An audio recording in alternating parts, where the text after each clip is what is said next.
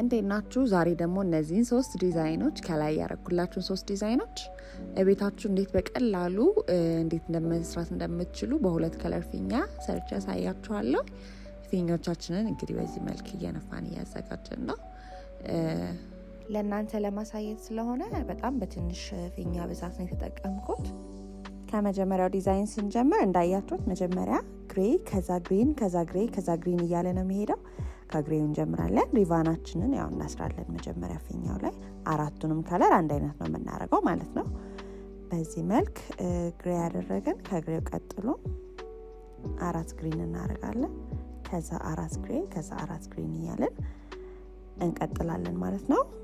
ሪቫን አጠቃቀሙ በኔ በማረገው መሰረት ብታረጉ ጥብቅ ብሎ ይታሰርላችኋል። በተጨማሪ ደግሞ እየተፈታማ አያስቸግራችሁምና በጣም ቀላል አሰራር ነው። እስከመጨረሻው ድረስ ተከታተሉት።